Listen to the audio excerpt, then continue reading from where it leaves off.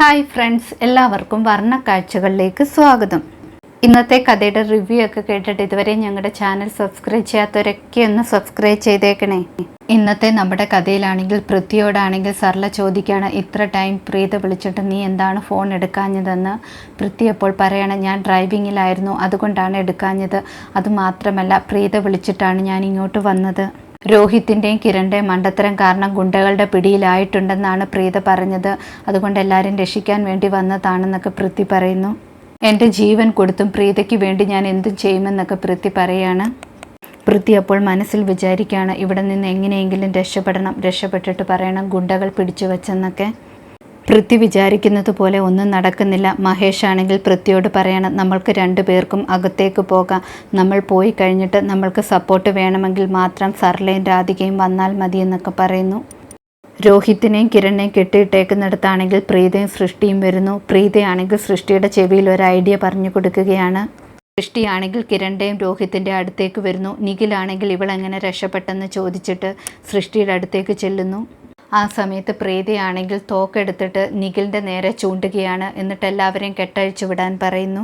ഗുണ്ടകളാണെങ്കിൽ പെട്ടെന്ന് തന്നെ കിരണിൻ്റെയും രോഹിത്തിൻ്റെയും കെട്ടഴിച്ചു വിടുകയാണ്. പ്രീത പറയുന്നുണ്ട്, പെട്ടെന്ന് തന്നെ നമ്മൾക്ക് ഇവിടെ നിന്ന് രക്ഷപ്പെടാമെന്ന്. രക്ഷപ്പെടാൻ നോക്കുമ്പോഴത്തേക്ക് രക്ഷപ്പെടാൻ പറ്റുന്നില്ല. അതിനു മുമ്പ് ഗുണ്ടകളെല്ലാവരും വീണ്ടും ഇവരെ കീഴ്പ്പെടുത്തുകയാണ്. നിഖിലാണെങ്കിൽ കിരണിനെയും രോഹിത്തിനെയും പ്രീതയും സൃഷ്ടിയെല്ലാം തോക്കുമുന്നിൽ നിർത്തുകയാണ്. എന്നോട് കളിക്കാൻ ശ്രമിക്കരുതെന്നൊക്കെ പറയുന്നു. നിഖിൽ പറയണം, ഞാൻ ഒരാളെ കൊന്നാലുള്ള ശിക്ഷ തന്നെയായിരിക്കും എല്ലാവരെയും കൂടെ ചേർത്ത് കൊന്നാലുമെന്നൊക്കെ. തോക്കിലെ 2 ബുള്ളറ്റുകൾ കാണിച്ചിട്ട് നിഖിൽ പറയണം, എനിക്ക് 2 പേരെ കൊല്ലാൻ പറ്റും. ആദ്യം ഞാൻ കൊല്ലാൻ പോകുന്ന കിരണിനെ ആണെന്ന് പറയുന്നു. രോഹിത് ആണെങ്കിൽ ശരിക്കും പേടിച്ചിട്ടാണെങ്കിൽ കിരണിനെ കെട്ടിപ്പിടിക്കുകയാണ്. ഒന്നും ചെയ്യരുതെന്നൊക്കെ പറയുന്നു. പ്രീതയും ബഹളം വെക്കുന്നുണ്ട്, ഒന്നും ചെയ്യരുതെന്ന് പറഞ്ഞിട്ട്. നിഖിലാണെങ്കിൽ അല്ലെങ്കിൽ പ്രീതയെ കൊല്ലാം അല്ലെങ്കിൽ സൃഷ്ടിയെ കൊല്ലാമെന്നൊക്കെ പറഞ്ഞുകൊണ്ടിരിക്കുകയാണ്.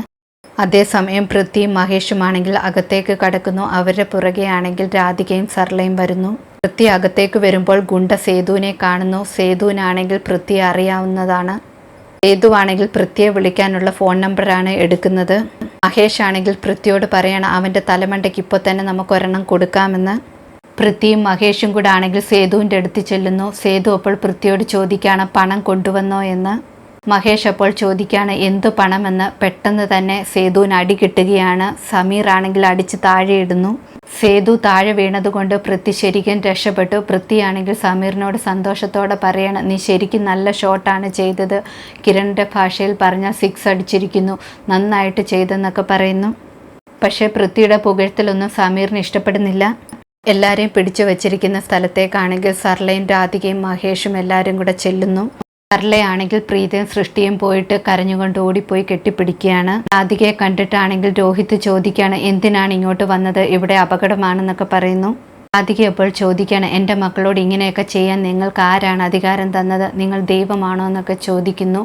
അപ്പോൾ നിഖിൽ ചോദിക്കുകയാണ്, നിങ്ങൾ കുടുംബമായിട്ട് എല്ലാവരും കൂടെ വന്നതാണോ എന്ന്.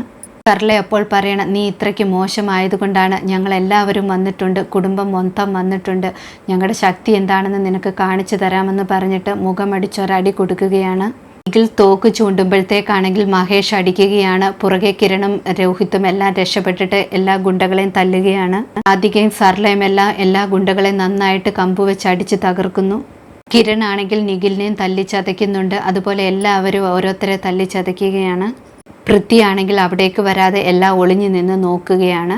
ഇതോടെ ഇന്നത്തെ കഥ അവസാനിക്കുന്നു. പുതിയ കഥയുമായി വീണ്ടും കാണാം. Thank you.